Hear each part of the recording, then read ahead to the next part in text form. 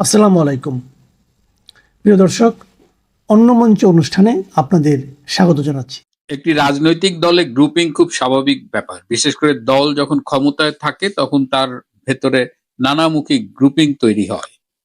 কিন্তু বর্তমানে ক্ষমতাসীন বিএনপি দলের মধ্যে একটা নতুন ধরনের বিবাদ শুরু হয়েছে। আজকে সেই বিষয়টি নিয়ে কথা বলবো, শেষ পর্যন্ত সাথে থাকবে। যেটা বলছিলাম যে রাজনৈতিক দলের গ্রুপিং খুব স্বাভাবিক। অনেক সময় এই গ্রুপিংটা একটা হেলদি ব্যাপার হয়ে থাকে, যে দলের ভেতরে এই পারস্পরিক প্রতিদ্বন্দ্বিতা অনেক সময় পজিটিভ একটা ভাইব তৈরি করে। কিন্তু বিএনপির যে বর্তমানে ক্ষমতাসীন রাজনৈতিক দল, সেখানে একটা নতুন ধরনের গ্রুপিং তৈরি হচ্ছে। এক্সিস্টিং যে দলাদলি আভ্যন্তরীণ গ্রুপিং থাকে সেটা তো আছেই, এর সাথে নতুন হলো London group versus Bangladesh group. আপনারা জানেন যে 2008 সালে মুচলেখা দিয়ে আর কোনোদিন রাজনীতি করবেন না, এই ধরনের একটা মুচলেখা দিয়ে সেই সময় তারেক রহমান লন্ডনে চলে গিয়েছিলেন। এবং তিনি লন্ডনে যাওয়ার পরে সেখানে প্রায় 17 বছর ছিলেন। 17 বছর শেষে তিনি গত বছরের 25শে ডিসেম্বর ফেরেন।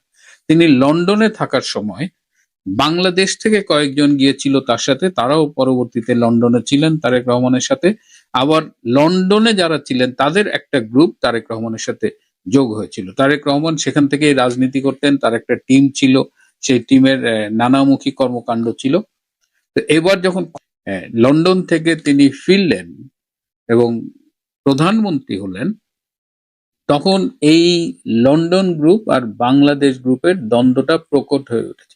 বাংলাদেশ গ্রুপ হলো তারা যারা এই গত 17 বছর, বিশেষ করে 15 বছর আওয়ামী লীগ সরকারের আমলে দেশে থেকে রাজনীতি করেছে, বিভিন্ন প্রতিকূলতার মুখোমুখি হয়েছে, তাদের অনেকেই জেল জুলুম নির্যাতন সহ্য করেছে। তো আজকে দল যখন ক্ষমতায়, তখন স্বভাবতই তাদের একটা প্রত্যাশা ছিল। সেই প্রত্যাশাটা একদিকে যেমন ব্যক্তিগত প্রাপ্তির, রাজনৈতিক প্রাপ্তির অবশ্যই, আর একদিকে হলো যে রাজনৈতিক তাদের যে কর্মসূচি কার্যক্রম সেটি নিয়েও তাদের একটা প্রত্যাশা ছিল। কিন্তু এখন দেখা গেছে যে তারেক রহমানকে ঘিরে আছে মূলত লন্ডন গ্রুপ। আর যেটা বলছিলাম যে লন্ডন গ্রুপের আবার দুইটা অংশ। একটা অংশ যারা বাংলাদেশ থেকে গিয়েছিলেন তারেক রহমানের সাথে পরবর্তীতে কাজ করেছেন, আরেকটা হলো যে লন্ডনে যারা ছিল। এই লন্ডন গ্রুপের বিরুদ্ধে তারা যখন লন্ডনে থেকে তারেক রহমানের সাথে থেকে বিভিন্ন রাজনৈতিক কার্যক্রমে যুক্ত ছিলেন, তখন তাদের অনেকের বিরুদ্ধেই কিন্তু কমিটি বাণিজ্য, চাঁদাবাজি সহ নানা রকমের অভিযোগ ছিল। তো সেই তারাই তারেক রহমান যখন প্রধানমন্ত্রী হলেন, তারা বাংলাদেশে ফিরে এসেছেন, তাদের অনেকে এমপি হয়েছেন, তাদের কেউ কেউ উপদেষ্টা হয়েছেন। তো এখন তাদের এই চোখে উপস্থিতিটা চোখে পড়ছে, এবং যারা যে গ্রুপটা বাংলাদেশের থেকে নির্যাতন সহ্য করেছে, জেল জুলুম সহ্য করেছে, আন্দোলন করেছে, তাদের অনেকেই আজ হতাশ হয়ে আছে এবং তারা মনে করছে যে তারেক রহমান অনেক বেশি লন্ডনের উপরে নির্ভরশীল, লন্ডন ফেরতদের উপর নির্ভরশীল। এবং লন্ডন ফেরতদের এক অংশের গ্রহণযোগ্যতা আবার ভালো। যেমন ধরেন প্রধানমন্ত্রীর যে প্রেস সচিব সালেহ শিবলি, তিনি কিন্তু বাংলাদেশেই একজন সাংবাদিক হিসেবে কাজ করতেন, প্রতিষ্ঠিত ছিলেন। এবং এই সালেহ শিবলিদের যে গ্রুপটা ছিল সাংবাদিকদের, তারা কিন্তু দল মতের ঊর্ধ্বে তাদের একটা গ্রহণযোগ্যতা ছিল। তারা রিপোর্টার্স ইউনিটিতে নেতৃত্ব দিয়েছে, তাদের আরো কয়েকজন ছিল। তো সালেহ শিবলিরা যখন ফিরে এসেছে, তারেক রহমানের প্রেস সচিব হয়েছে, তখন সেটা কিন্তু সাংবাদিক মহল, বিশেষ করে যারা বিএনপি ঘরানার, তারা অধিকাংশই মেনে নিয়েছে। পাশাপাশি এই যে পররাষ্ট্র উপদেষ্টা হুমায়ুন কবির, তিনি এসে যেভাবে কাজ করছেন, তাকে ইভেন পররাষ্ট্র মন্ত্রণালয়ের ভেতরেও তার গ্রহণযোগ্যতা তেমন নেই। এবং তিনি আসার পরে যেভাবে কথা বলছেন, যেভাবে ধমক ধমক দিচ্ছেন, তাতে তার পররাষ্ট্র বিষয়ক জ্ঞান নিয়েও প্রশ্ন উঠেছে। এবং এটাও প্রশ্ন উঠেছে যে তিনি কি বর্তমান সরকারের পররাষ্ট্র নীতি নির্ধারণ করেন কিনা। তিনি একদিকে ভারতকে শাসাচ্ছেন, আবার বলছেন চীন ভারতের মাঝখানে বল হবে না, রেফারির ভূমিকায় যাবে। তো তাকে কেন রেফারির ভূমিকা নিবে, এটা নিয়ে কিন্তু বিএনপির ভেতরেই কথা হচ্ছে। বিএনপির যে অংশটা রাজনীতি করেছে, যাদের ব্যক্তিগত রাজনৈতিক প্রাপ্তির একটা প্রত্যাশা ছিল, তাদের অনেককেই দল ডাকেনি, আবার কাউকে কাউকে দলের পক্ষ থেকে ডেকে বলা হয়েছে যে আপনাদের কথা ভাবছি। কিন্তু প্রায় 3 মাস হতে চললো, তাদের কথা যে ভাবছে সেরকম কোনো লক্ষণ দেখা যাচ্ছে না। তো এটা নিয়ে স্বভাবতই তাদের ভেতরে একটা হতাশা আছে। এর বাইরেও সরকারের পারফরমেন্স নিয়েও কিন্তু তারা খুব একটা আশাবাদী হতে পারছে না। আমার একাধিক সূত্রের মাধ্যমে বিএনপির নেতাদের সাথে যোগাযোগ করে আমি যে তথ্যগুলো পেয়েছি তাতে বর্তমান বাংলাদেশের সমস্যার সমাধানে তারেক রহমানের সরকার দক্ষতার পরিচয় দিতে পারছে না। তার মধ্যে এই যে হামের শিশু মৃত্যু হচ্ছে, যেটা সরকারিভাবে 4 শতাধিক, বাস্তবে সম্ভবত এটি 1000 ছাড়িয়ে গেছে। তো এই যে হাম ম্যানেজ করার দায় প্রথমে চেষ্টা করা হয়েছিল আওয়ামী লীগ সরকারের উপরে দেওয়ার, তারপরে সেটা ধোপে টেকেনি, তারপরে যেটা বলা হচ্ছে যে ইউনূস সরকারের দায়। এটা ঠিক আছে যে ইউনূস সরকারের ব্যর্থতাই আজকের এই ক্রাইসিস প্রাদুর্ভাবের জন্য দায়ী, কিন্তু বিএনপি ক্ষমতায় এসে যা যা করণীয় ছিল তারা শুরুতে তা করেনি, এবং বিএনপি স্বাস্থ্যমন্ত্রীর বিভিন্ন যে উক্তি, তার যে বাচালপনা, সেটা নিয়েও কিন্তু সমালোচনা বিএনপির ভেতরেই আছে। যেমন তিনি বলছেন ছোটবেলায় তার হাম হয়েছিল, হাম সিরিয়াস কোনো অসুখ নয়। যেখানে সারা পৃথিবী বলছে যে বাংলাদেশে হামের একটা ক্রাইসিস চলছে, সেখানে স্বাস্থ্যমন্ত্রীর এই বক্তব্যটা কিন্তু মানে মানুষ ভালোভাবে নেয় নাই। হুমায়ুন কবির সরকারের জন্য অ্যাসেট না বোঝা, এই প্রশ্ন বিএনপির দলের ভেতর থেকেই উঠেছে। বিএনপিরই অনেক নেতা যখন এই যে তেল সংকটটা হলো, যে এই তেলের স্টেশনে পাম্পে যে কিলোমিটারের চেয়ে বেশি দীর্ঘ লাইন, 8 ঘন্টা 10 ঘন্টা অপেক্ষা করে 20 লিটার তেল পাওয়া, বা এগুলো নিয়ে যে দেশব্যাপী একটা অসন্তোষ তৈরি হয়েছিল, সেটা নিয়েও কিন্তু বিএনপির লোকজন তাদের ভেতরে একটা ক্ষোভ তৈরি হয়েছিল যে সরকার কেন ম্যানেজ করতে পারছে না। এবং কাকতালীয় ভাবে হঠাৎ করেই একদিন দেখা গেল যে আর তেলের সমস্যা নেই, এই পাম্পে আর সেই লাইন নেই। তার মানে এটা যে ব্যবস্থাপনা সংকট ছিল, এবং এই ব্যবস্থাপনা সংকটের মধ্য দিয়ে একটা সিন্ডিকেট টাকা হাতিয়ে নিয়েছে কিনা, এটা নিয়েও বিএনপির ভেতরে আলোচনা আছে। এছাড়া দেশে যখন একটা বড় রকমের ক্রাইসিস চলছে অনেক দিক দিয়ে, বিশ্ব পরিস্থিতির দিকে তাকিয়ে দেখুন, রাশিয়া ইউক্রেন যুদ্ধের সেই একটা ইম্প্যাক্ট তো আমাদের উপরে ছিল, তারপরে ইরান আমেরিকা ইসরায়েলের যে সংঘাত, তার একটা বিশ্বব্যাপী যে প্রভাব, সেটা বাংলাদেশে এসে পড়েছে। তো সেই অবস্থায় হাম, কৃষকের সমস্যা, তেলের সমস্যা, টাকা নেয় ব্যাংকের থেকে ধার করে সরকার চলছে। তো এই ক্রাইসিস গুলোকে বিএনপিরই এই নেতৃবৃন্দ মনে করছে যে সরকার যথাযথভাবে অ্যাড্রেস করছে না, বরং যে মুহূর্তে অ্যাড্রেস করার কথা ছিল, দরকার ছিল, তখন দেখা যাচ্ছে যে সরকার প্রধান কোনো একদিন সিনেমা দেখতে যাচ্ছেন, কোনো একদিন নাটক দেখতে যাচ্ছেন, কোনো একদিন গো কার্ট বাচ্চাদের গাড়ি চালাচ্ছেন, কোনো একদিন ড্রাইভ করছেন। তো এই বিষয়গুলো বিদেশের কনটেক্সটে এটা খুব স্বাভাবিক বিষয়, কিন্তু বাংলাদেশের এই মুহূর্তে এটা ঠিক কিনা সেটা নিয়ে আলোচনা হচ্ছে। আমাকে একজন বিএনপির নেতা বললেন যে সেই রোম যখন পুড়ছিল তখন নীরব বাঁশি বাজাচ্ছিল। তো বাংলাদেশের অবস্থা অনেকটা তার কাছে মনে হয় যে বাংলাদেশের মানুষের সংকট এই সরকারের শীর্ষ পর্যায়কে স্পর্শ করতে পারছে না। সরকার প্রধান কিন্তু আজ পর্যন্ত আমি যতদূর জানি কোনো হাসপাতালে গিয়ে কোনো হামের রোগী দেখতে যাননি। সংসদে হাম নিয়ে কোনো আলোচনা হয়নি। একটি দম্পতি, তারা 11 বছর চেষ্টা করে সন্তান পায়নি, পরে অনেক চেষ্টার পরে তারা টেস্ট টিউবের মাধ্যমে একটা সন্তান পেয়েছিল, সেই বাচ্চাটাও হামে আক্রান্ত হয়ে মারা গেছে, এবং এটা দেশে বিদেশে তুমুল আলোড়ন তুলছে। বিএনপি হয়তো বাংলাদেশের মিডিয়া নিয়ন্ত্রণ করে মনে করছে যে যেমন উট যেমন বালির মধ্যে মুখ ঢেকে রেখে তার পরিপার্শ্ব দেখে না, মরুভূমিতে ঝড় হলে টের পায় না বা উপেক্ষা করে, তো বাংলাদেশ সরকারের অবস্থা ওরকম হয়েছে। কিন্তু বিএনপির ভেতর থেকে এই প্রশ্ন উঠছে যে অন্ধ হলে কি প্রলয় বন্ধ থাকে? দেখা যাক বিএনপি তার আভ্যন্তরীণ এই দ্বন্দ্ব, এই লন্ডন গ্রুপ বাংলাদেশ গ্রুপের বিভেদ, এগুলো কিভাবে মোকাবেলা করে, এবং এসব মোকাবেলার পাশাপাশি তাদের যে মূল দায়িত্ব সরকার হিসেবে বাংলাদেশের মানুষের সমস্যার সমাধান করা এবং দেশটাকে ভালোভাবে পরিচালনা করা, সেটা তারা এখন পর্যন্ত যা দেখছি তাতে তো খুব আশাবাদী হওয়ার মতো কিছু দেখছি না। দেখা যাক তারা কি করে। প্রিয় বন্ধুরা, আজ এই পর্যন্তই। বাংলাদেশের রাজনৈতিক অঙ্গনে হঠাৎ করে একটি অডিও বার্তা নিয়ে বেশ আলোচনা শুরু হয়েছে। অডিও বার্তাটি হলো বাংলাদেশের সাবেক প্রধানমন্ত্রী শেখ হাসিনার, যিনি 24 আগস্ট থেকে দিল্লিতে আছেন। গত 2.25 বছরের বেশি সময় ধরে বাংলাদেশের ক্ষমতায় নেই আওয়ামী লীগ। দলটির কার্যক্রম বর্তমানে সরকারি নির্বাহী আদেশে নিষিদ্ধ। দলের শীর্ষ নেত্রী শেখ হাসিনার বিরুদ্ধে ঝুলছে আন্তর্জাতিক অপরাধ ট্রাইব্যুনালের মৃত্যুদণ্ডের পরোয়ানা।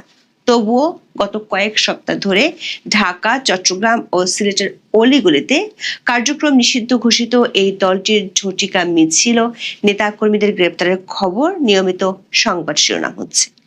এই পরিস্থিতির মধ্যে শেখ হাসিনার সর্বশেষ অডিও বার্তাটি যেন রাজনৈতিক দাবা খেলায় একটি নতুন চাল হিসেবে আবির্ভূত হয়েছে, যেখানে তিনি প্রথমবারের মতো দেশে ফেরার সময় ঘোষণা করেছেন। বলেছেন আগামী 6 মাসের মধ্যে তিনি বাংলাদেশে ফিরবেন। প্রশ্ন হলো 21 মাস পর কেন তিনি প্রথমবারের মতো দেশে ফেরার জন্য একটি সময়সীমা ঘোষণা করলেন?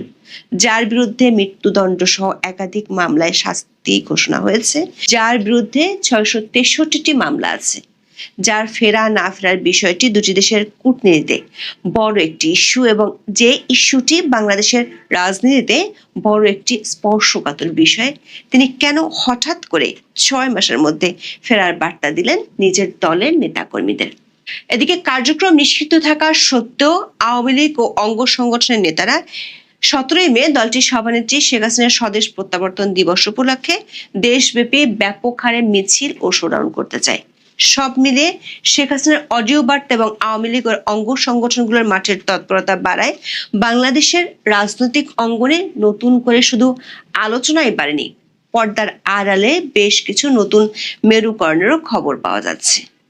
সেসব খবর যদি সত্যি হয় তাহলে সামনে আসতে পারে বেশ কিছু চমক। বিস্তারিত জানতে চলুন যাওয়া যাক বিশ্লেষণে। 5 আগস্ট থেকে বাংলাদেশের সাবেক প্রধানমন্ত্রী ও আওয়ামী লীগ সভানেত্রী শেখ হাসিনা আছেন দিল্লিতে। সেখান থেকে তিনি অনলাইনে দলীয় নেতাকর্মীদের সাথে যোগাযোগ করেন, অডিও বার্তা দেন। এ নিয়ে অন্তর্বর্তী সরকারের আমলে বাংলাদেশ সরকার পক্ষ থেকে বেশ কয়েকবার ভারতীয় সরকারের কাছে আপত্তি জানানো হয়েছিল। অবশ্য খোদ ভারতের প্রধানমন্ত্রী নরেন্দ্র মোদী বাংলাদেশের তৎকালীন অন্তর্বর্তী সরকারের প্রধান মোহাম্মদ ইউনূসকে বলেছিলেন ভারত সরকার কারো সামাজিক মাধ্যমের উপর নিয়ন্ত্রণ আরোপ করতে পারে না। এর মধ্যে বাংলাদেশের আন্তর্জাতিক অপরাধ ট্রাইব্যুনালে শেখ হাসিনা ও তার সরকারের স্বরাষ্ট্রমন্ত্রী আসাদুজ্জামান খান কামালের ফাঁসির রায় হয়। আদালত অবমাননার আরেকটি মামলায়ও শেখ হাসিনার শাস্তি হয়েছে। ইউনূসের আমলে অন্তর্বর্তী সরকার শেখ হাসিনাকে ফেরত চেয়ে ভারত সরকারের কাছে কূটনৈতিক ভার্বাল নোটও দিয়েছিল। তবে সেসব নোটের কোনোটিরই জবাব এখনো পর্যন্ত ভারত সরকার দেয়নি। মোহাম্মদ ইউনূস তার পূর্ব ঘোষণা অনুযায়ী নির্বাহী আদেশে গত বছরের 12 মে আওয়ামী লীগের কার্যক্রম নিষিদ্ধ করেছিল, যেটি বিএনপি সরকারও বহাল রেখেছে। দেশীয় আন্তর্জাতিকভাবে ব্যাপক সমালোচনা থাকা সত্ত্বেও ইউনূসের সরকার ও তার মিত্র রাজনৈতিক দলগুলো আওয়ামী লীগকে নির্বাচনে অংশ নিতে দেয়নি। এর মধ্যে বাংলাদেশের ত্রয়োদশ নির্বাচনের আগে ভারতীয় আন্তর্জাতিক সংবাদ মাধ্যমে শেখ হাসিনার বেশ কয়েকটি ইমেইলে দেওয়া সাক্ষাৎকার গুরুত্ব সহকারে প্রকাশিত হয়েছিল। দলীয় নেতাকর্মীদের উদ্দেশ্যে দেয়া অডিও বার্তা, আন্তর্জাতিক গণমাধ্যমে দেয়া সাক্ষাৎকারগুলোতে তিনি এতদিন জুলাই আন্দোলন, তার বিচার, এসব কিছুকে তিনি এবং তার দলের বিরুদ্ধে ষড়যন্ত্র হিসেবে তুলে ধরেছেন। এসব বক্তব্যে তিনি বিভিন্ন সময় দেশে ফেরার কথাও বলেছেন। তবে ঠিক কবে ফিরবেন সে বিষয়ে সুনির্দিষ্ট করে এতদিন কিছুই বলেননি। সম্প্রতি দলীয় নেতাকর্মীদের সাথে অনলাইনে শেখ হাসিনা বলেছেন, এমন একটি অডিও ক্লিপ সামাজিক মাধ্যমে চলতি সপ্তাহে ভাইরাল হয়েছে। দলীয় নেতাকর্মীরা যখন স্লোগান দিচ্ছিলেন ওই ক্লিপে তখন শোনা যায় শেখ হাসিনা বলেছিলেন, সাবাস, এভাবেই ঐক্যবদ্ধ হয়ে আন্দোলন চালিয়ে যেতে হবে। দলীয় নেতাকর্মীরা প্রত্যুত্তরে বলেছিলেন, আপনি ফেরত না আসা পর্যন্ত আন্দোলন চলবে। তখন শেখ হাসিনাকে বলতে শোনা যায় তিনি ফেরত আসবেন, অবশ্যই আসবেন এবং খুব শিগগিরই ফেরত আসবেন। এরপর তিনি বলেন 6 মাসের মধ্যে তিনি ফেরত আসবেন। আওয়ামী লীগের একাধিক সূত্র বলছে, শেখ হাসিনা এতদিন দলীয় নেতাকর্মীদের উদ্দেশ্যে যেসব বার্তা দিয়েছেন, এমনকি এতদিন দিল্লিতে দলের যেসব শীর্ষ পর্যায়ের নেতা তার সাথে দেখা করেছেন, তাদেরকেও এতদিন দেশে ফেরার কথা বললেও কোনো সময় উল্লেখ করেননি যে সময় তিনি বাংলাদেশে ফেরত আসবেন। সবশেষ গত 7 মে আওয়ামী লীগের সাবেক মন্ত্রী ও সংসদ সদস্যের 10 জনের একটি দল দিল্লিতে গিয়ে শেখ হাসিনার সাথে দেখা করেছেন। ওই টিমের 2 জন সদস্য জানিয়েছেন 6 মাসের মধ্যে ফেরার কথা শেখ হাসিনা তাদেরকেও জানিয়েছেন।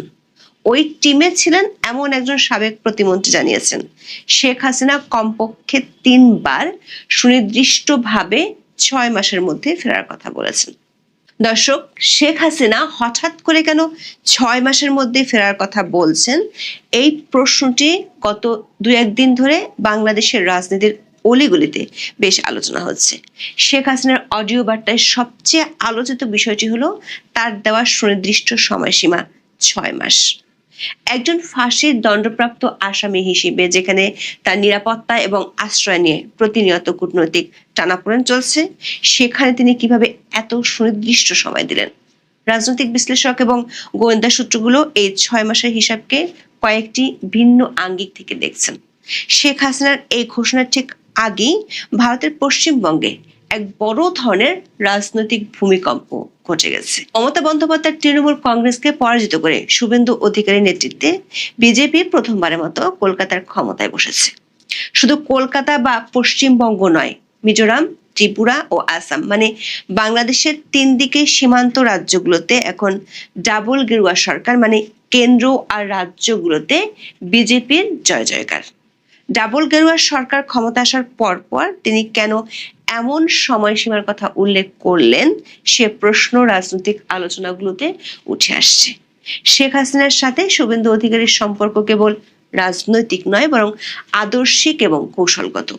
শুভেন্দু অধিকারী প্রকাশ্যে শেখ হাসিনার মৃত্যুদণ্ডের রায়ের বিরোধিতা করেছেন এবং তাকে প্রগতিশীল মুসলিম ও বাঙালি সংস্কৃতির অংশ হিসেবে উল্লেখ করেছিলেন। এদিকে পশ্চিমবঙ্গে বিজেপির বিপুল জয় ওই দলের সভাপতি নীতিন নবীনকে শুভেচ্ছা জানিয়েছেন বাংলাদেশের সাবেক প্রধানমন্ত্রী তথা আওয়ামী লীগের সভানেত্রী শেখ হাসিনা। সূত্রগুলো বলছে 7 মে বৃহস্পতিবার রাতে নীতিন নবীনকে টেলিফোনে শুভেচ্ছা জানান শেখ হাসিনা। পাশাপাশি পশ্চিমবঙ্গের 2 বিজেপি নেতা শুভেন্দু অধিকারী এবং শ্রমিক ভট্টাচার্যকেও শুভেচ্ছা জানিয়েছেন শেখ হাসিনা। শেখ হাসিনার শুভেচ্ছা বার্তা বিজেপির আর এক নেতার মাধ্যমে বিজেপির পক্ষে বাংলাদেশের দায়িত্বপ্রাপ্ত শিশির বাজোরিয়ার কাছে পৌঁছে দেওয়া হয়েছে। রাজনৈতিক বিশ্লেষকদের মতে বিজেপি পশ্চিমবঙ্গের মসনদে বসার পরপরই পুশিন এবং সীমান্তে বেড়া দেওয়ার ইস্যু নিয়ে 2 দেশের মধ্যে এক ধরনের অস্থিরতা দেখা যাচ্ছে।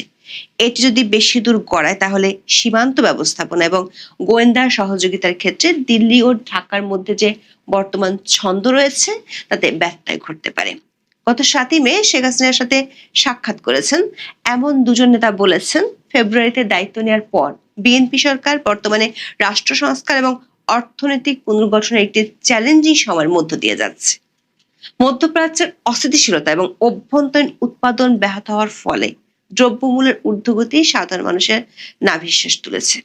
ওই নেতা দাবি করেছেন শেখ হাসিনা মনে করেন আগামী কয়েক মাসের মধ্যে বিএনপি সরকারের জনপ্রিয়তা যখন হানিমুন পিরিয়ড শেষে কমতে শুরু করবে এবং ছোটখাটো জনরোষ দেখা দেবে, তখন সে সুযোগটি কাজে লাগাবে আওয়ামী লীগ।